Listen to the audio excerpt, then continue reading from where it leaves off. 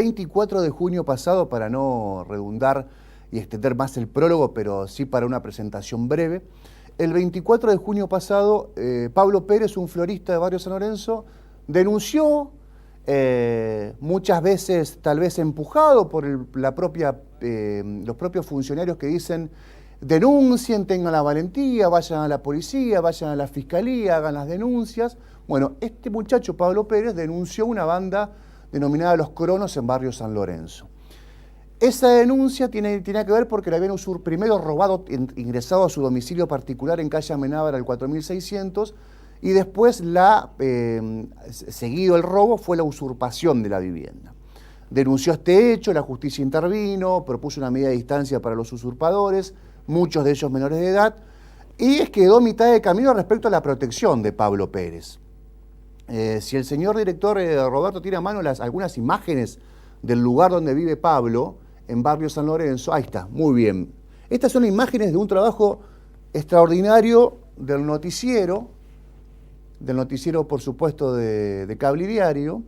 en donde Mariano Bravi recorrió la parte posterior a de la casa de Pablo Pérez, porque no podía ingresar por el frente Pablo Pérez, porque estaba parapetado, había cruzado juegos infantiles, una cocina, muebles, en la puerta principal que da a calle Amenábar, justamente porque estaba harto de las amenazas de esta banda que cascoteaba su domicilio, hacía sonar disparos al aire y al frente de la vivienda. Y Pablo Pérez, más allá de haber tenido el beneficio, entre muchas comillas, de una custodia esporádica, ahí está Pablo Pérez, justamente, entrevistado en este caso por un cronista de Aire de Santa Fe, el Colo Ballesteros. No tenía una permanente custodia Pablo Pérez, entonces nos preguntábamos, ¿cómo puede ser que después de una sanción en 2015, una ley específica que observó que había un flanco en la situación de las víctimas y testigos claves en procesos judiciales, que no estaba cubierto, y que justamente tiene que ver con la protección de aquellos que tienen la valentía de declarar como testigos o aquellos que tienen la valentía de ser víctimas y declarar contra bandas, en este caso como Los Cronos. El autor de esa ley en el 2015, que ley que fue sancionada, fue Leandro Busato, y está con nosotros. ¿Qué tal? Buenas noches, Leandro. Gracias por haber venido. ¿Cómo te va? Buenas noches. 2015 tu proyecto ingresa o antes, lo contarás ahora, ingresa a la legislatura, se sanciona, ¿y qué recorrido tuvo? Se promulga y se publica el 2 de diciembre del 2015 en uno de los últimos actos de gobierno de Bonfatti, y bueno, queda obviamente la parte reglamentaria que, bueno, nos acabamos hoy de enterar después de 2 o 3 pedidos de informe y a partir del caso de Pablo Pérez, que recién se encuentra reglamentada a partir del 28 de junio de este año. Es decir, que tuvimos prácticamente 1 año y medio una ley inactiva, sin la posibilidad de hacerla operativa y sin la posibilidad de que personas como Pablo Pérez, que no es la primera ni será la última, accedan a un programa de protección de víctimas y testigos que tiene, bueno, un conjunto de medidas y un protocolo de actuación para este tipo de casos. Bueno, la verdad que una demora inexplicable de la política que cuesta mucho de alguna manera entender y que tiene un costo muy alto en el nivel de vida de mucha gente, como decís vos, o ha sido víctima o ha sido testigo de un hecho delictivo, se anima a denunciarlo, cumple con lo que muchas veces nosotros pedimos del Estado y el Estado no acude y debidamente y en tiempo y forma a protegerlo, ¿no? ¿Qué establecía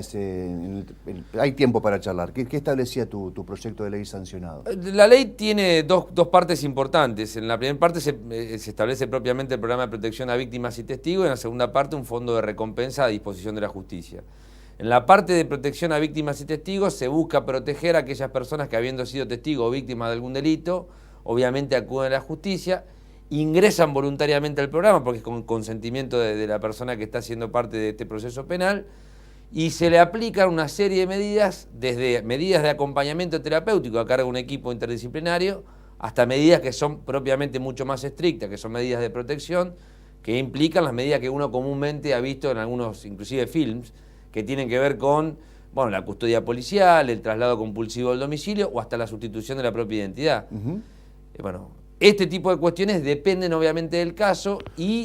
de un protocolo que a partir de ahora está reglamentado, en donde el director del programa hace o realiza un informe de riesgo comúnmente llamado, en donde evalúa obviamente la peligrosidad del caso, la medida a tomar y obviamente la disposición efectiva con una unidad de protección de testigos, que es una unidad de policías especiales, no dependiente del Ministerio de Seguridad, porque nosotros entendemos que debe quitarse a la policía del medio, sino dependiente del Ministerio de Justicia y Derechos Humanos de la provincia, ¿no? En toda la discusión sobre la ley, ¿hubo además un feedback, una conversación con las autoridades del Poder Ejecutivo respecto a cómo implementarlo? ¿O fue una discusión más legislativa? No. La ley tenía un proyecto de similares características de Hugo Marcucci en el Senado, y nosotros tuvimos reuniones tanto con el Ministerio Público de la Acusación, en ese momento en cabeza de Julio de la Sábal, que nos pedía obviamente esta ley, y tuvimos en su momento reunidos discutiéndola y recibiendo el apoyo tanto del ministro Lewis en su momento, como en la cuestión de la reglamentación del propio ministro Silberstein. De ahí a entender qué es lo que ha pasado, que la designación del director y la puesta en marcha de este programa no ha sucedido, bueno,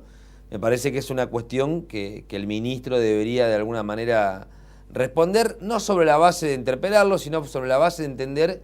que detrás de estas situaciones hay familias comprometidas, personas como Pablo Pérez, que además,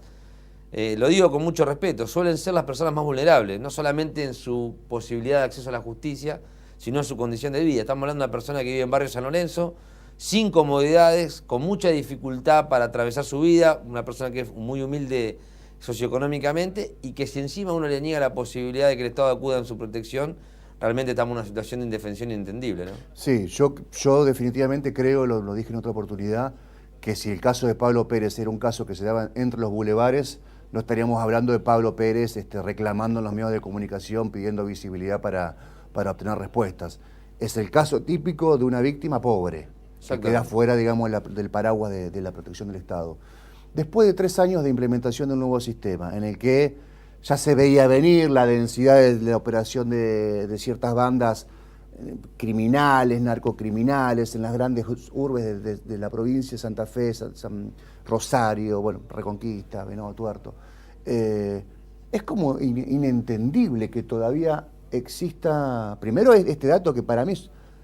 increíblemente relevante, que aportás que el 28 de junio recién se firmó el decreto reglamentario que reglamenta parcialmente, aparte de tu ley, la ley sancionada en el 2015, pero es increíble que después de tanto tiempo de vigencia del nuevo sistema no exista una forma express de activar un protocolo frente a una situación concreta de peligrosidad. Sí, yo creo que hay que discutir algunas cuestiones. A mí me parece que nadie ya a esta altura, felizmente, discute la importancia y el avance que significó el Código Procesal Penal en santafesino nuevo, ¿no? Pero sin lugar a dudas faltan algunas herramientas, porque si no estamos a mitad de camino. Una de estas herramientas es la protección de testigos. La otra es un tema que vamos a discutir en los próximos meses en la legislatura, un Código Procesal Penal específico para menores. Porque digo, no podemos estar en una situación en la que los menores son parte a veces del delito y tienen o un proceso similar al de los mayores, o directamente no se los puede procesar o no se los puede juzgar porque directamente no están dadas las garantías para que eso suceda, y vuelven a un círculo vicioso que tiene que ver con el mundo del delito. Y la tercera cuestión es generar las herramientas que tienen que ver con los protocolos en la intervención en los casos de violencia de género, que ya hemos tenido casos puntuales en Santa Fe paradigmáticos de lo que implica el retardo en la asistencia a una víctima, los protocolos en la protección de los testigos y los protocolos muchas veces de los chicos que son víctimas de violencia policial, que no tienen muchas veces ni siquiera la posibilidad de dar a conocer los casos de abuso de autoridad y de violencia institucional, que todavía hay muchos en Santa Fe y en todo el país, ¿no? Están dadas las condiciones este año, más allá de que es un año muy complejo porque tiene en medio una tremenda campaña electoral y la política concentra tal vez sus intereses ahí. ¿Están dadas las condiciones de empezar a discutir la ley penal juvenil, un código de ley penal juvenil? Mirá, hay 3 proyectos en la Cámara, hay un proyecto del Ejecutivo, un proyecto nuestro y uno de Carlos del Frade. El 2 de agosto hay convocada una jornada en la Cámara con una veintena de especialistas, entre esos la titular de la Defensa Penal de Santa Fe y el titular del MPA, y nos aprestamos a darle dictamen, por lo menos en la Comisión de Derecho y Garantía en la que estoy, con la idea de que esto tiene que avanzar. Me parece que hay algunas herramientas que, vuelvo a repetir, deben avanzar y no tienen ningún tipo de excusa desde la política para tener un retardo. La otra es, te decía recién fuera de cámara, nosotros hemos presentado en el día de hoy un código contravencional, un código de convivencia, que también viene a zanjar una situación que ya le hemos hablado en su momento, de inconstitucionalidad, de no hacerse cargo de la justicia de la competencia para la misma, y de estar en un limbo jurídico respecto a las pequeñas faltas y contravenciones que en el ejido urbano se dan cotidianamente. Y bueno, el MPA y la justicia se tiran la pelota, sí, a ver si todavía tienen competencia o no, en cosas que realmente afectan muchas veces a la convivencia de los vecinos. Y que muchas veces esa sumatoria de impunidades sobre contravenciones, porque el Estado no las termina resolviendo, se transforman en grandes problemas entre son vecinos. El origen de muchos delitos, inclusive. Son el origen de muchos delitos y de muchas situaciones realmente brutalmente violentas, en muchos casos. Bien, entonces esa discusión se podría dar también, has ingresado a un proyecto de convivencia, ¿no? Sí, hoy presentamos en la Cámara un proyecto que no modifica la ley existente, la 10377, sino que directamente la deroga e implementa un código de convivencia totalmente nuevo, que establece obviamente cuáles son las contravenciones o faltas sancionadas, y establece también obviamente una competencia específica, un foro específico para abordarlas, y establece obviamente un marco de derechos y de garantías para toda persona sometida a un proceso contravencional. A mí me parece que es un tema muy importante que va a tener que discutirlo, y yo espero también que el Poder Ejecutivo recepcione esta cuestión y envíe un proyecto o acompañe el nuestro para que en la provincia de Santa Fe también avancemos en ese sentido. Gracias por la visita, Leandro Busato.